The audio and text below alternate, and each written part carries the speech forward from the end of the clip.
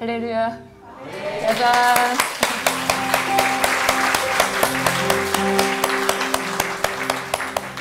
금방 느끼셨어요, 여러분? 기도하시는데 쫙 기도가 올라가는 그 느낌? 내가 안 멈추고 싶었어요. 와, 여러분 정말 멋있어요. 하늘에 상달되는 그런 기도를 하시는 그 분들이세요. 여기 다 모이셨네. 우리가 기도를 할 때 상달되는 그게요, 느낌이 안 올 때도 있어요. 아무 느낌이 없을 때도 있어요. 정말 단절된 것 같은 그런 딱 느낌이 들 때도 있는데, 그것조차도 하나님이 다 들으세요. 다 들어요.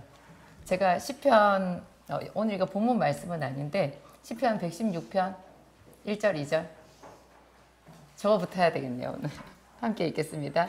여호와께서 내 음성과 내 간구를 들으심으로 내가 그를 사랑하는도다. 그의 귀를 내게 기울이셨으므로 내가 평생에 기도하리로다. 여기는 어떤 결과가 없어요. 그냥 하나님께서 내 기도를 들으신다라는 거예요. 그리고 귀를 내게 기울이신다라는 거예요. 그거를 확신하는 거죠. 여호와께서 내 음성과 내 간구를 들으심으로 내가 그를 사랑하는도다. 귀를 내게 기울이셨으므로 그 자체로 나는 기쁘고 그래서 나는 평생에 기도하리로다. 이게 정말 믿음의 경지가 깊은 사람들이 하는 고백이에요. 이렇게 해보세요. 내가 평생에 기도하리라. 제가 다니엘 기도 때도 얘기를 했지만 저희 남편 목사님이랑 이렇게 작전 기도, 금식 기도 이렇게 해서 매번 이렇게 응답은 받았어요. 근데 너무 이렇게 길이 끝이 없고 너무나 우리 삶의 견적이 크니까, 공사 견적이 크잖아요. 다들 크시죠? 해야 되는 것들이 많이 커요. 그래서 그게 이렇게 채워지지를 않는 거죠. 그래서 기도해서 응답은 받았는데 무슨 말씀은 주셨는데 이게 계속 또 기도를 해야 되고 기도를 해야 돼서 맥이 빠지잖아요. 그러다가 갑자기 딱 결심을 한 거죠. 그래, 평생 기도하지 뭐. 뭘 아껴. 그냥 평생 기도하지 뭐. 아주 장렬하게 기도를 해버리라. 누구도 그렇게 기도했다는데 나도 다니엘처럼 다니엘이 그렇게 하루에 3번씩 하나님께 기도를 했는데 하나님께서 야, 너 이제 좀 쉬어라 이렇게 말하지 않았어요. 저는 애들 공부할 때 그랬거든요. 늦게까지 공부하면. 어젯밤에 불 켜놓고 공부했어? 그만하라고 그랬지.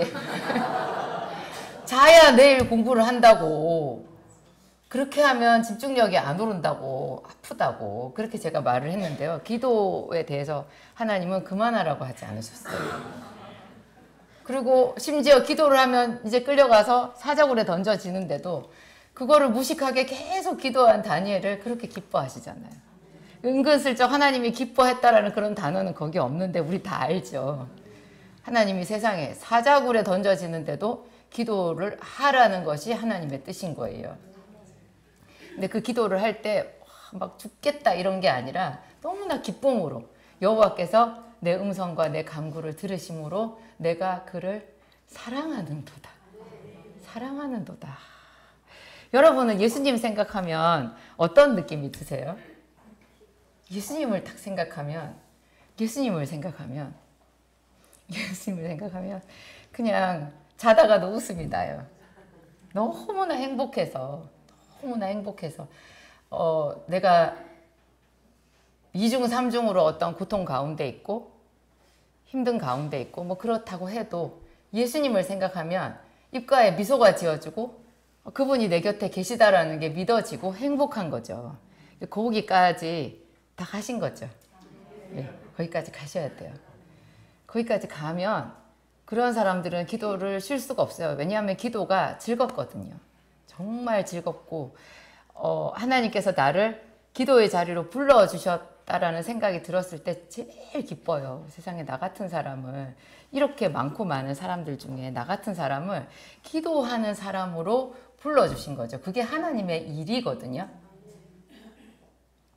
이 신의 직장에 확실한 정규직인 거예요. 그 사람은. 비정규직 아니에요. 여러분 비정규직에 계세요 혹시? 정규직으로 빨리 갈아타세요. 여러분이 선택할 수 있어요. 정규직으로 갈아타면 거기는 비정규직하고 이게 완전 복지 혜택이 상상을 못해요. 이 복지를 누리셔야 돼요. 제가 오늘 말씀이 길었는데 오늘 제목 올려주세요. 작은 믿음 그러나 큰 믿음. 무슨 뜻이에요? 작다는 거예요? 크다는 거예요? 애매하게 제가 저렇게 말을 해놨는데 하나님은 작은 믿음을 크다고 하시더라고요. 우리가 뭐 크게 엄청나게 크게 다니엘처럼 막 사자굴에 던져지는데 우리에게 그렇게 하라고 얘기하시지 않아요. 저한테 그 드라마 그거 보지 말고 기도하는 그것을 하나님이 큰 믿음이라고 해주셨어요. 드라마가 중독성이 있잖아요. 궁금해가지고 견딜 수가 없어요.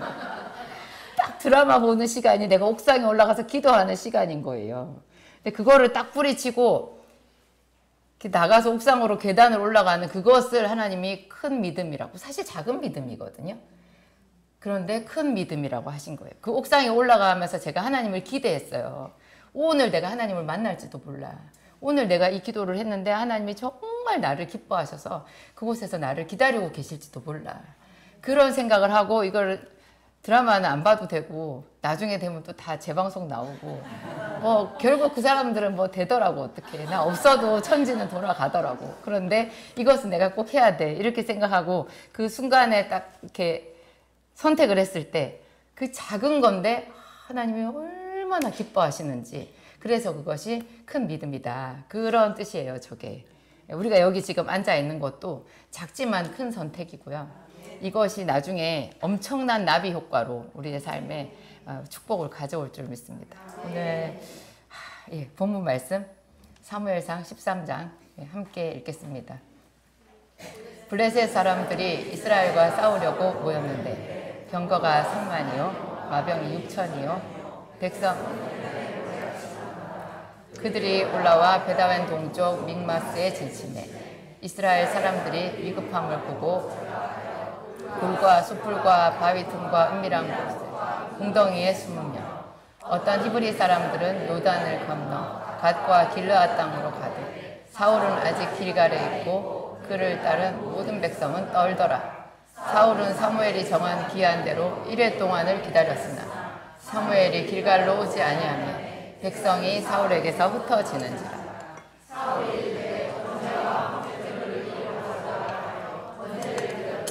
번제 드리기를 마치자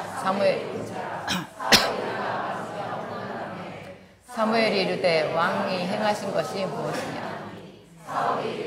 백성은 내게서 흩어지고 당신은 정한 날에 오지 아니하고 블레셋 사람은 믹마스에 모였음을 내가 보았으므로 이에 내가 이르기를 블레셋 사람들이 나를 길갈로 내려오겠거늘 내가 여호와께 은혜를 간구하지 못하였다고 부득이하여 번제를 드렸나이다 하니라. 사무엘이 사울에게 이르되 왕이 망령되이 행하였도다. 왕이 왕의 하나님 여호와께서 왕에게 내리신 명령을 지키지 아니하였다. 그리하였더라면 여호와께서 이스라엘 위에 왕의 나라를 영원히 세웠을 것이었네. 지금은 왕의 나라가 길지 못할 것이라. 여호와께서 왕에게 명령하신 바를 왕이 지키지 아니하였으므로 여호와께서 그의 마음에 맞는 사람을 구하여 여호와께서 그를 그의 백성의 지도자로 삼으셨느니라 하고. 아멘. 핵심은요, 기다리지 못한 거예요. 저는 이 부분을 읽을 때마다 아니 정한 기한에 오셨어야지. 정한 기한 1회 안에 하나님은 약속을 지키시는 분인데요. 왜 정한 기한에 오시지 않았을까요? 그래가지고 못 기다린 사울을 저렇게 크게 왕의 나라가 길지 못하리라. 다른 사람 마음에 맞는, 하나님이 다른 사람 마음에 맞는 사람을 왕으로 세우리라고 이렇게 청천벽력 같은 말씀을 하실 수가 있나. 나 같아도 저거 못 기다리지 않았을까? 그런 생각이 드는 거예요. 참 저게 하나님께 대해서 제가 좀 살짝 이렇게 되려고 하는 거죠. 말씀하셔놓고 정한 기한에 안 오시면. 근데 여러분은 어떠세요? 하나님이 정한 기한에 오시던가요? 여러분은 어떠세요? 뭐 딱 작정해서 하면은 그때 딱 맞춰서 하나님이 물론 응답을 주시는데 내 입맛대로 아니죠. 하나님은 하나님의 방법대로 하시거든요.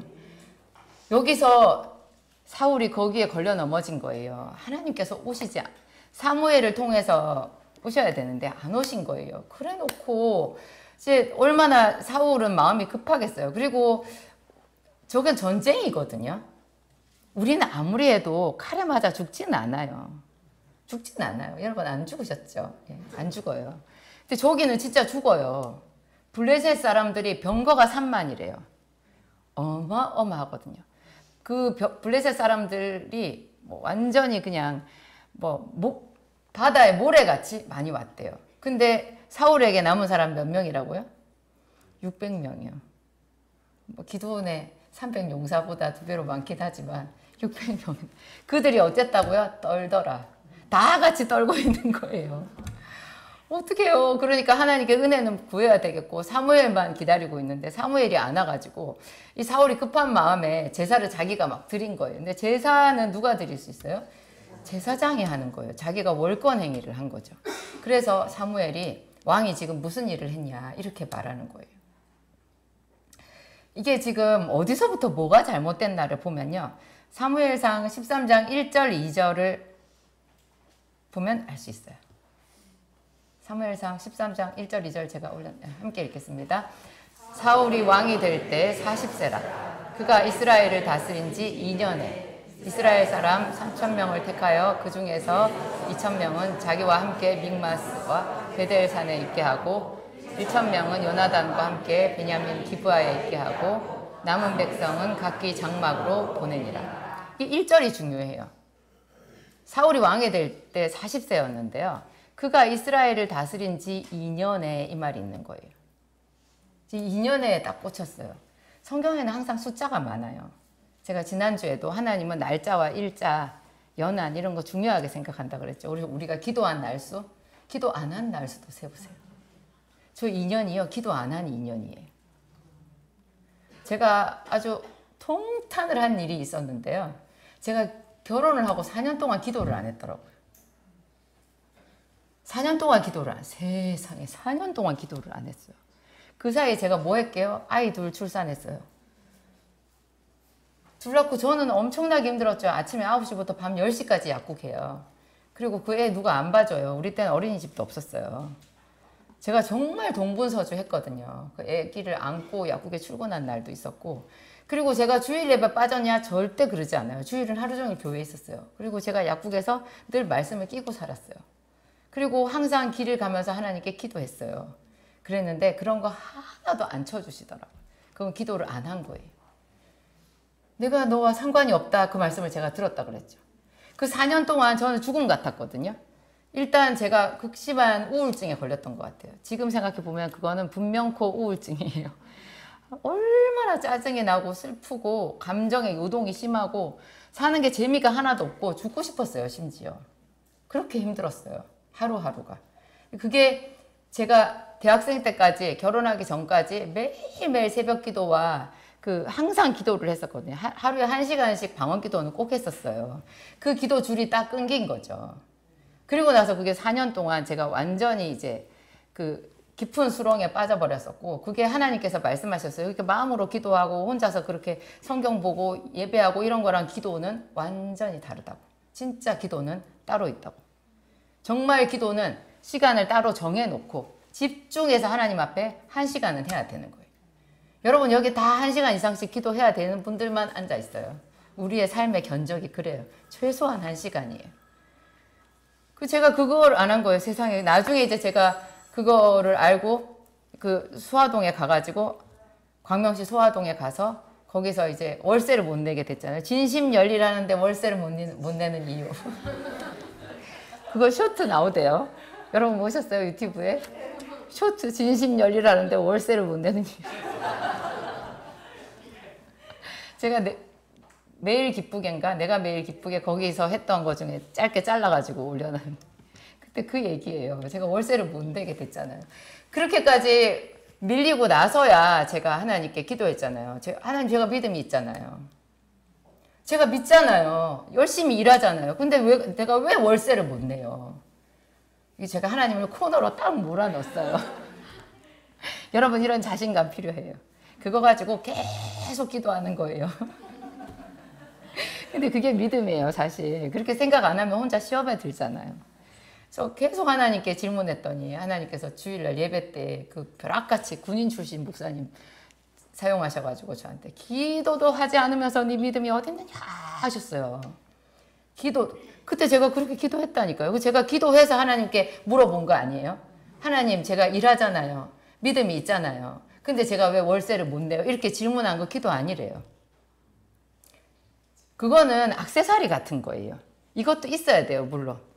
있어야 돼요. 우리가 무시로 기도하잖아요. 이게 있어야 되는데 중심으로 하나님 앞에 시간을 정해놓고 하는 그 기도가 없이 이런 액세서리만 있으면요, 우리의 인생을 지켜주지를 못해요. 마귀가 그렇게 호락호락하지를 않아요. 우리 인생 다 도적질에 가버려요. 그냥 술이 취하면, 제가 대학교 1학년 때 술이 취한 적이 있었거든요. 솔직하게 말씀드릴게요.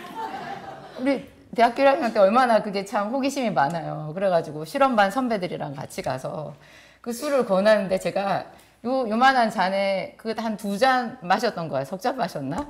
그걸 마시고 제가 계속 생각했어요. 아니야, 정신이 나가면 안 돼. 이게 정신 똑바로 차려야 돼. 정신이 나갈 때까지 마시면 안 되잖아. 옆에서 계속 권해가지고 제가 좀 사양을 했는데도 아마 2잔, 석 잔을 마셨던 것 같아요. 괜찮더라고요. 와, 어라, 나는 괜찮구나. 술이 세구나. 석 잔 마셨는데도 멀쩡하네. 이래가지고 일어나는데 팽 도는 거예요. 큰일 났더라고요. 이게 길에서 여자가 비틀거리는 것만큼 추한 게 없어요. 남자는 괜찮아요? 추해요. 굉장히 추해요. 비틀거리게 술을 마시면 안 돼요. 한 잔 안 돼요. 제가 그때 정말 큰 거 배웠어요.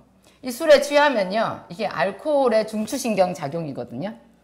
알코올이 균형 감각을 잃어버리게 하고요. 균형 감각의 중추를 마비시켜요. 그리고 억제 중추를 억제해요. 그러니까 절제가 안 돼. 그래서 술 취하면 막말하잖아, 사람들이. 억제 중추를 억제하니까. 제가 약물학 책에 나와 있는 거 여러분들한테 지금 잠깐 말씀드리는 거. 제가 균형이 안 잡히고 억제가 안 되는 거죠. 약간 흥분되고 얼굴이 붉고. 걸어가는데 왜 전봇대가 내 얼굴에 오냐? 나는 똑바로 걸어가는데 전봇대가 내 얼굴에 딱 오는 거예요. 그래서 제가 완전 몸서리 쳐지게 그 이후로 제가 절대 안 마셔요. 절대로 안 마셔요. 절대로 안 마셔요. 그리고 그 술을 마시면 괴로워서 술을 마셔도요, 지 혼자 괴로워서 자기 중추를 지가 마비시켰지 세상에 지가 해야 될 일은 그냥 있는 거예요. 그거 회피잖아요. 우리 목사님 늘 말하는 거 직면하라. 술 마셔서 왜 자기를 마비시키냐고. 힘을 아껴서 싸워야지. 그런 거예요. 하여튼 이게 기도를 안 하면요, 우리가 세상에 취해요. 술에는 안 취했는가 몰라도요, 우리가 본래 세상에 취해서 살아요. 우리가 세상에서 하나님의 것으로 부르심을 받았잖아요. 그래서 본래 우리는 세상에 속했어요. 그래서 우리는 하나님의 말씀보다 세상이 훨씬 친해요. 굉장히 자연스러워. 그냥 어떤 순간 딱 교회를 안 나오게 되면, 교회 밖으로 나가면 얼마나 세상이 그냥 우리랑 딱 하나인지 몰라요. 그게 세상에 취한다는 거예요.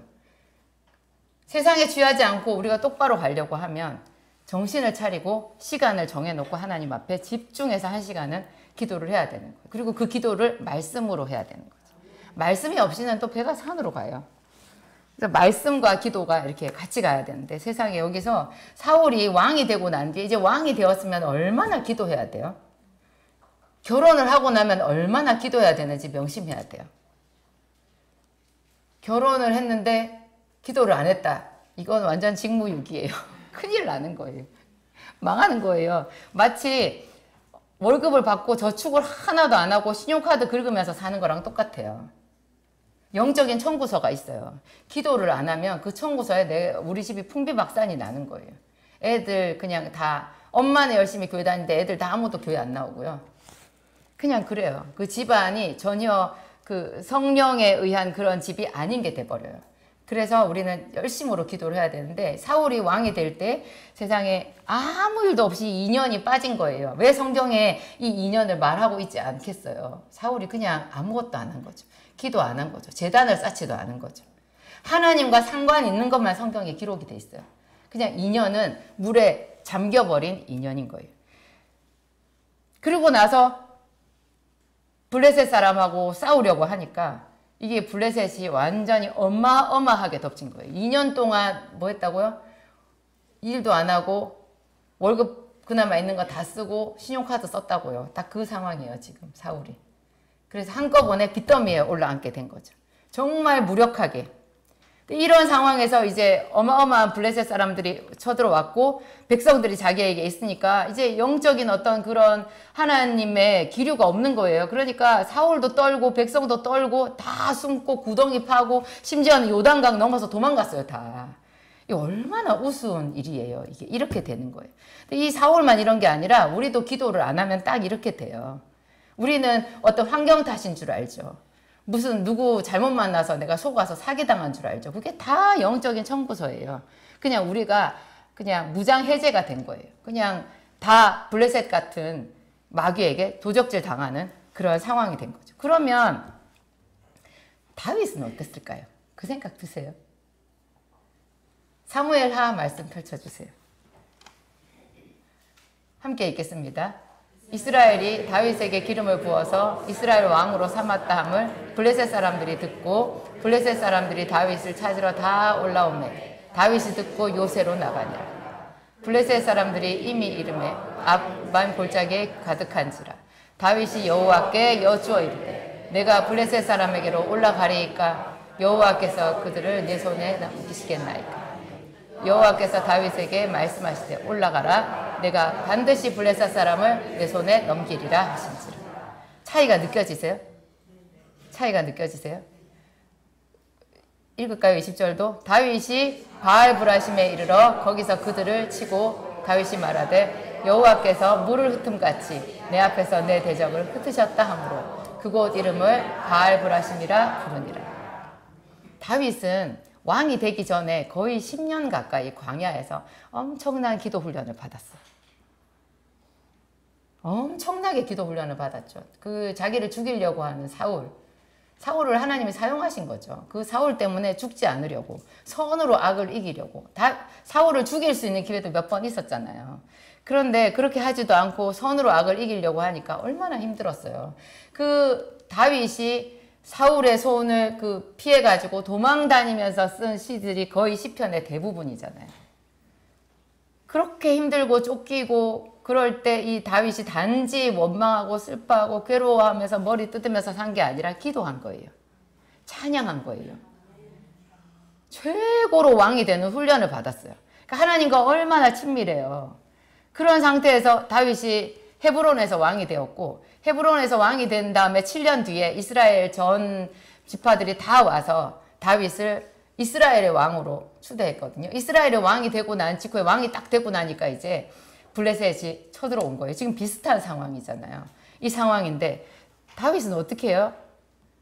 다윗이 왕이 됐을 때는 사무엘이 있지도 않았지만 누구를 기다리지도 않아요. 그러면 다윗이 무엇을 했냐 보면 여기 사울이 무엇을 해야 되는지 딱 대입이 되죠.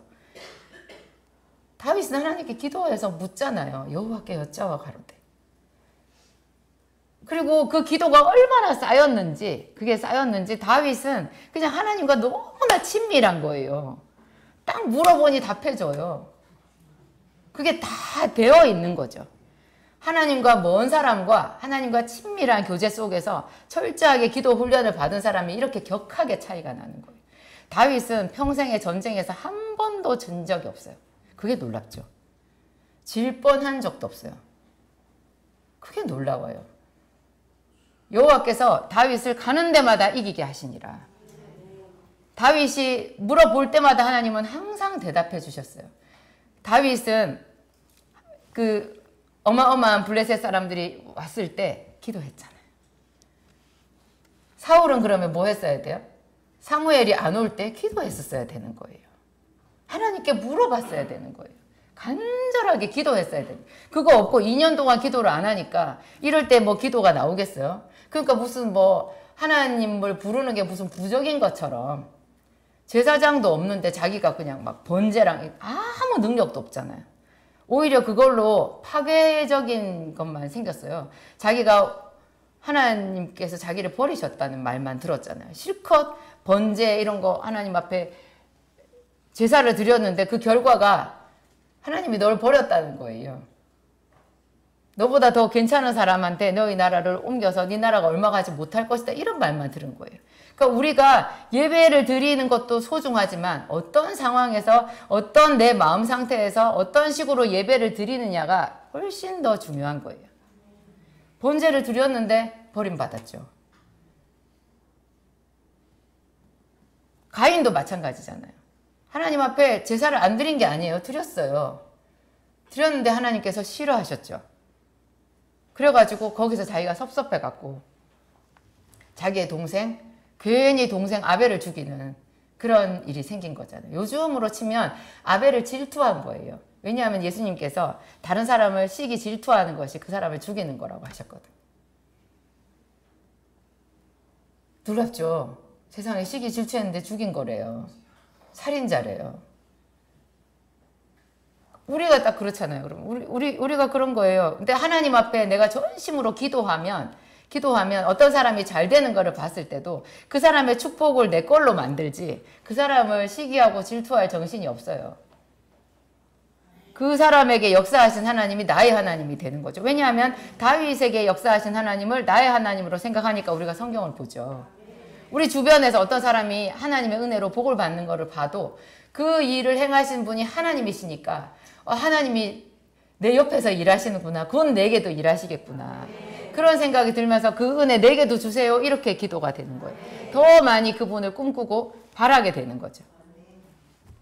하여튼 믿음은 기다림인 것 같아요. 저는 왜 그 기도를 하면서 항상 그랬어요. 제가 언제나 그랬어요. 왜 하나님 안 들어주시냐고. 안 들어주시냐고. 죽겠다고 내가 죽게 생겼다고. 그렇게 늘 말했는데요. 많이 착각한 거죠. 이 기다림이 없으면 믿음이 없는 거예요. 믿음이 뭐예요? 보이지 않는 것을 믿는 거예요. 잡히지 않는 것을 믿는 거예요. 그러면 그 믿는 동안 뭔 거예요? 기다리는 거죠. 그것은 기다림이거든요. 기다림이 없는 믿음이라는 거는 있을 수 없는 거예요. 항상 우리에게는 어떤 결핍이 있고 그 결핍을 하나님께서 이루어 주실 때까지 우리는 기도하면서 감사하면서 견디고 기다려야 되는 거예요. 근데 문제는 하나님이 우리가 생각한 것보다 늦게 오신다라는 데 있어요. 참 그게 문제예요. 왜 늦게 오시냐고. 근데 기가 막히게 늦게 오신 이야기가 요한복음 11장에 있죠. 근데 그건 또 예수님에 대한 이야기잖아요.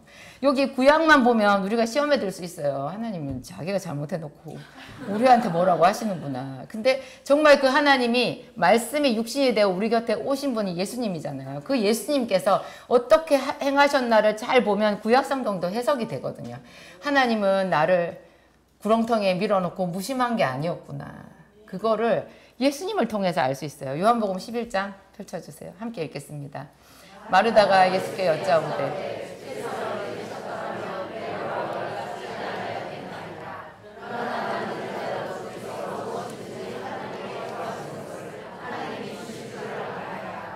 예수께서 이르시되 네 오라비가 다시 살아나리라. 마르다가 이르되 마지막 날 부활 때에는 다시 살아날 줄을 내가 아나이다. 예수께서 이르시되 나는 부활이요 생명이니 나를 믿는 자는 죽어도 살겠고 무릇 살아서 나를 믿는 자는 영원히 죽지 아니하리니 이것을 내가 믿느냐. 믿으세요? 저 말씀도 제가 참 힘들었어요. 아니 그냥 해주시면 되잖아요. 그 나사로가 병들었다 함을 들었을 때 짜잔 오셔가지고 좋게 뭐든 순리적으로 하시면 되지. 굳이 죽기를 기다렸다가 그것도 나흘이나 지난 다음에 썩어서 냄새가 날 때 오실 게 뭐냐고요. 그리고 왜 마르다와 마리아가 그렇게 울고 하는 것을 예수님이 살살 테스트를 해보시냐고. 근데 참 이런 게 하나님과의 그 깊은 사귐인 것 같아요. 아름다운 사귐. 하나님과 함께 있고 싶으시죠, 여러분? 하나님의 임재가 느껴지면요 정말 황홀경이에요. 그것은 진짜 황홀경이에요. 사람들이 이런 거를 모르니까 마약을 하는 거예요. 나는 안 해봤지만 아니 기도를 하면 황홀경이 와요. 정말 대단해요. 그리고 그 기쁨 대단한 기쁨이 있고요. 상상할 수 없는 그런 세계가 있거든요. 그걸 모르니까 사람들이 이상한 데 빠지는 거죠. 예수님께서 우리랑 더 깊이 있을 수 있는 그 시간이요. 우리가 세상에서 죽은 것 같이 지내는 그 시간인 거예요. 그것이 물고기 뱃속에 있었던 요나의 물고기 뱃속에 제가 물고기 뱃속이 이렇게 네모난 방이 아니라고 말씀드렸어요. 여러분들도 아시죠? 과학을 공부하셔서 알죠? 물고기 뱃속은 네모나고 깨끗한 방이 아니에요. 그건 창자예요. 창자 안에는 이렇게 돌기도 있고요. 그 안에는 또 다른 음식물 찌꺼기들이 다 들어있어요. 그리고 거기 소화액이 나오죠. 냄새도 많이 났을 거예요. 거기에 처박힌 거 그거 무덤이거든요. 거기에 들어가가지고 3일을 있었잖아요. 거기서 요나가 물고기 뱃속에서 하나님께 기도했어요. 모든 것이 성경에 나오는 모든 것이 하나님은 항상 늦게 온다라는 공통 분모가 성립해요. 여러분 섭섭해하지 마세요. 본래 하나님은 그래요.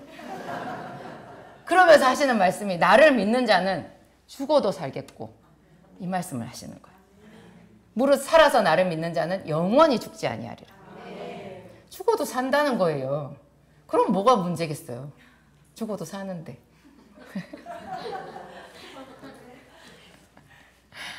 제가 사법시험에 떨어졌을 때 진짜 섭섭했었거든요. 하나님께.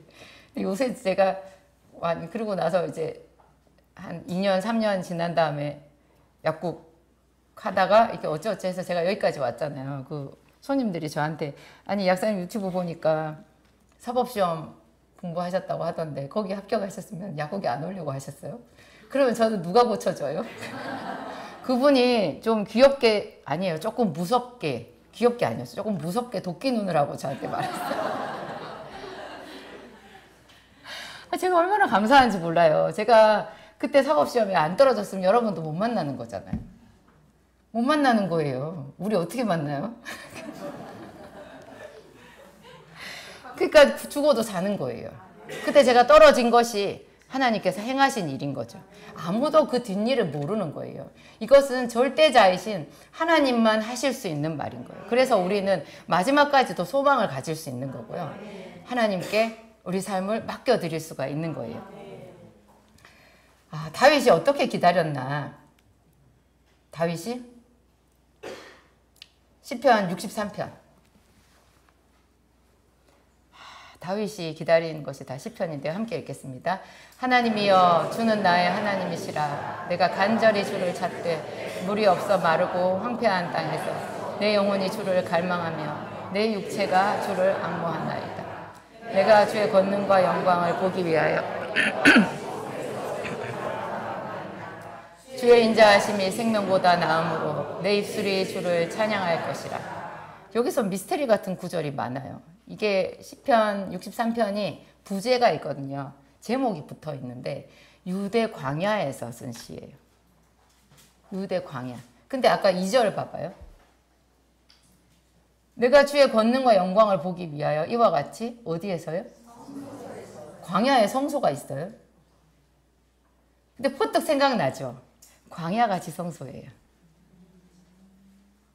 광야가 지성소, 목사님이 말씀하셨잖아요. 광야와 지성소를 말하는 그 히브리어 어원이 같다고. 여러분이 지금 광야에 계시면 그곳이 하나님께서 여러분과 가장 가까이 옆에 계신 성소인 거예요. 거기서 내가 주의 권능과 영광을 보기 위하여. 이 다윗은 아는 거죠. 자기가 있는 이 유대 광야, 아무것도 없는 이 죽음의 광야에서 내가 하나님의 영광과 권능을 볼 것이다라는 것을 아는 거예요. 앞에 1절에 분명히 나오죠. 주를 찾되 물이 없어 마르고 황폐한 땅에서라고 나와 있어요. 물이 없어 마르고 황폐한 땅에서 주를 앙모한대요. 그래놓고 뒤에 이와 같이 성소에서 주를 바라보았나이다가 있는 거예요. 믿음이 있으면 광야가 성소가 되는 거예요. 근데 믿음이 없으면 광야에서 죽어요, 그냥. 어떻게 하겠어요? 어디를 선택하시겠어요? 여러분, 선택은 우리가 할 수 있어요. 광야에서 죽으시겠어요? 광야에서 하나님의 영광과 권능을 보시겠어요? 이거는 우리가 선택하는 거예요. 시편 57편이요. 함께 읽겠습니다. 하나님이여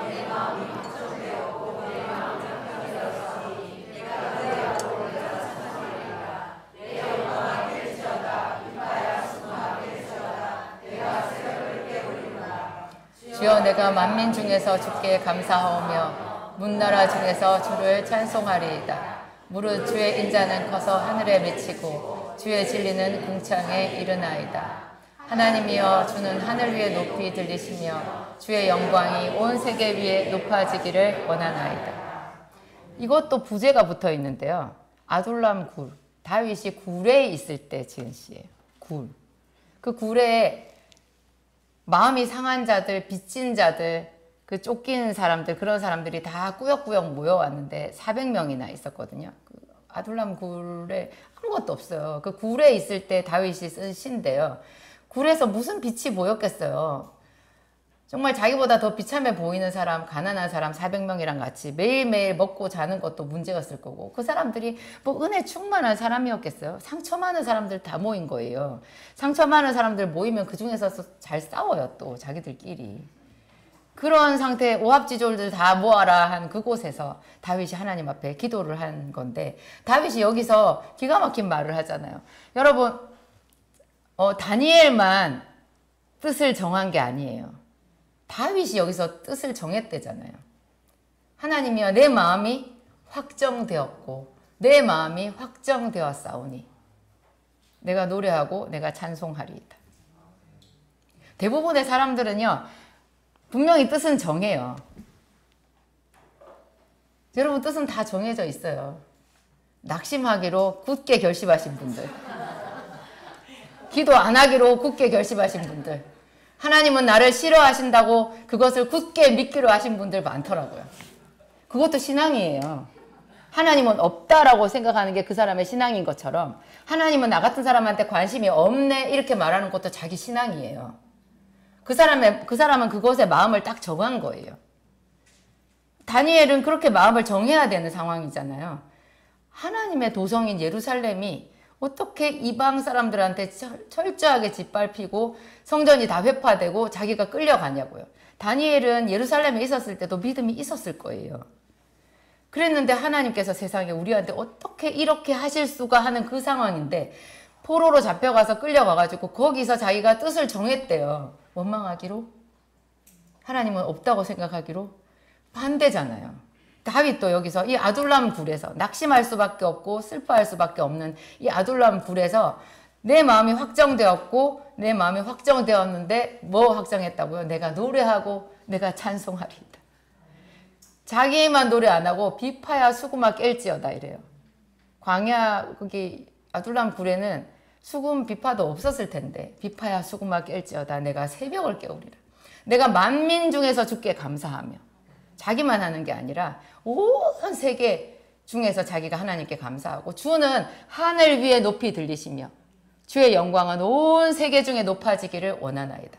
자기 삶에 하나님의 의의가 없는 것 같잖아요. 자기는 억울한데 지금 이렇게 일을 당하고 있으면 하나님의 의의가 어디 있다고 말할 수 있겠냐고요. 그런데 다윗은 하나님은 하늘 위에 높이 들리시며 주의 영광은 온 세계 위에 높아지기를 원하나이다 이렇게 말하는 거예요. 이런 찬양을 하나님이 들으시는 거죠. 그 찬양을 하나님이 향기로운 제물같이 받으시는 거예요. 다윗은 정말 위대하다는 생각이 들었어요. 요한복음 20장 함께 읽겠습니다. 마리아는 무덤 밖에 서서 울고 있더니 울면서 굽으려 무덤 안을 들여다보니 흰옷 입은 두 천사가 예수의 시체에 누웠던 곳에 하나는 머리편에 하나는 발편에 앉았더라. 천사들이 이르되 여자여 어찌하여 우느냐. 이르되 사람들이 내 주님을 옮겨다가 어디 두었는지 내가 알지 못함이니이다. 이 말을 하고 뒤로 돌이켜 예수께서 서 계신 것을 보았으니 예수 알지 못하더라.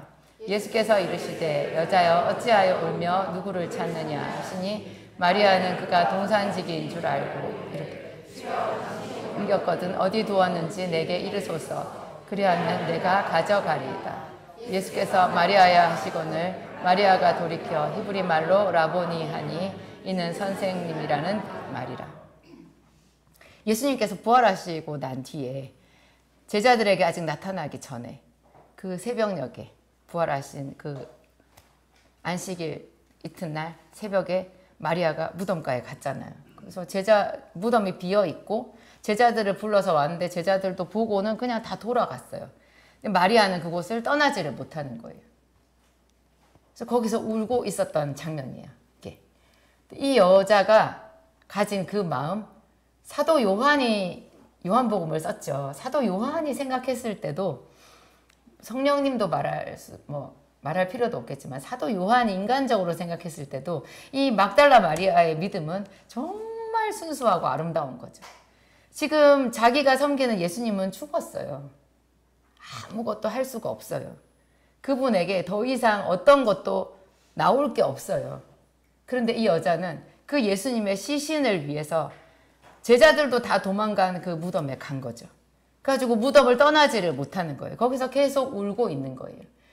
예수님이 나타나셨는데 예수님이 이제 처음에 못 알아보고 동산지기인 줄 알고 내 주님의 시신을 어디다 두었는지 그걸 나한테 가르쳐 달라고, 그러면 내가 가져가겠다고 이렇게 말하는 거죠.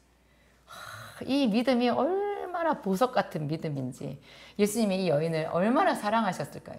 그러니까 제가 하나님이 제때 응답 안 해주신 거, 내가 힘들었던 거, 내 삶에 얼룩진 것들 생각하고 그럴 때는 우리 마음속에 저울이 작동을 해요.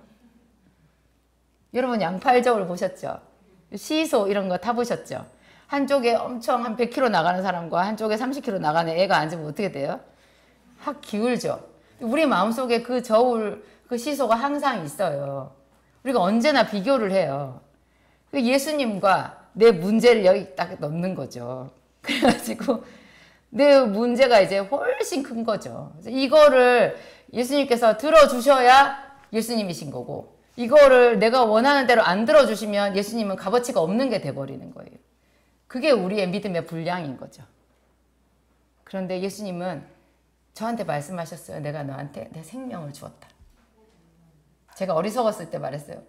뭐 그 생명 준 거 갖고 말해요. 다 주셨지. 저만 위해서 죽으셨어요. 다 죽으셨잖아요. 나한테만 안 주고 그래요. 힘들어 죽겠다고. 제가 그 두고두고 요즘에도 굉장히 제가 창피하고 죄송하고 그런 것들이 제 마음속에 많이 있어가지고 은혜를 많이 체험하니까 이제 그게 저희 그 소시적 유치함이 이제 부끄럽잖아요. 그래서 그렇게 생각하던 찰나에 이제 제가 암 선고를 딱 받은 거잖아요. 그래서 하루 딱 24시간이었는데 24시간 제가 죽음을 체험한 거예요. 아, 죽겠구나 이 생각이 딱 들더라고요. 굉장히 무섭고 중년에 나를 버리고 저 세상으로 간 아버지가 제일 먼저 떠올랐어요. 저는 죽으면 천국 가겠죠. 저는 그 확신은 있으니까. 그런데 남은 가족이 너무 고통스럽거든요. 제가 고통을 당했잖아요. 이거를 중간에 놓고 가면 안 된다고. 근데 가야 되나? 부르면 가야 되잖아요. 그 생각이 들어서 24시간 동안 굉장히 무섭고 하여튼 공중에 떠 있는 것 같았었거든요. 근데 그 뒤에 놀랍게 마음이 차분해지고, 아, 내가 예전에 그래 네가 하나님께 죄송했잖아. 그때 하나님이 내가 너를 위해서 생명을 주었다 말했을 때 네가 아멘 했었어야 되는데 못했잖아. 이제 하면 되겠네. 이제 네가 얼마나 하나님을 사랑하는지 딱 보여줄 멍석이 깔렸네. 이제 하면 되네. 그 생각이 드니까 용기가 생기더라고요. 굉장히 용기가 생기고, 죽을 때 죽더라도 찬양하다가 죽자. 하나님이 안디옥 교회를 맡겨주셨는데 뭐 하나님이 당신의 일을 알아서 하시지 않겠어? 그런 생각이 들었어요. 여러분들한테도 해야 될 일이 있죠? 네, 일이 있어요. 그거 여러분보다 하나님이 더 잘 알고 있어요. 그 일을 잘 하기를 원하시고 그 일을 잘 하는데 여러분의 믿음이 필요해요. 내가 생각하는 어떤 돈이나 어떤 다른 조건보다도 하나님께서 보셨을 때는 우리에게 믿음이 필요한 거예요. 다윗에게 믿음이 필요해서 그에게 광야가 필요했던 것처럼, 광야로 예수님도 성령에게 이끌리어 마귀에게 시험을 받았잖아요. 다윗도 성령에게 이끌리어 다윗에게 시험을 받았죠. 우리도 많은 부분, 물론 마귀가 우리를 공격하지만 이 어려움을 당할 때 가장 가까이에서 하나님이 나를 놓치지 않고 보고 계시다는 거. 네, 예수님은 절대로 늦지 않는다라는 거. 네, 우리를 살려주신다는 거. 함께 기도하시겠습니다.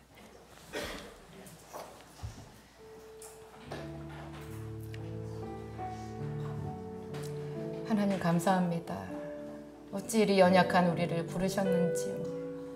부르신 우리를 기도하게 해주시고 하나님 말씀 먹여주시고 이토록 자꾸 말씀 잊어버려도 또 새로운 말씀으로 용기를 주시는지요.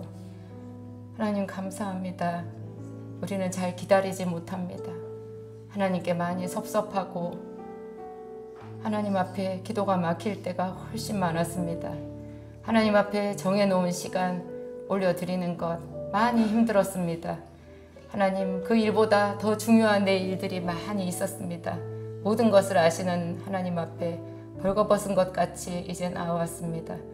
주님 우리를 용서하시고 우리에게 새로운 마음, 새 마음 주시옵소서. 더욱 뜨거운 소망으로 주님 앞에 기도하도록 도와주시옵소서. 마지막까지 하나님은 사울을 기다리셨습니다. 사울이 회개하기를 기다리셨을 것입니다. 하나님 그를 버렸다고 말씀하셨어도 하나님은 사울 왕이 죽는 것을 기뻐하지 않으셨습니다. 안타까워하셨습니다. 이제 우리에게도 남은 삶이 있습니다. 하나님 이 삶을 다윗처럼 하나님 앞에 올려드리기를 간절히 소원합니다. 사울의 길이 아니라 다윗의 길로 나아가며 막달라 마리아의 길로 나아가기를 간절히 소원합니다. 하나님 나사로를 그 무덤 앞에서 살려주신 것 같이 우리 인생의 깊은 무덤을 주님 다 열어주시옵소서. 그곳에서 새로운 소망, 새 하늘을 보게 하여 주옵소서. 우리가 기대합니다. 찬양하며 찬송하며 기대합니다. 주는 하늘 위에 높이 들리시며 온 세계 위에 높아지기를 원하나이다. 예수님 이름으로 기도합니다. 네. 기도하시겠습니다.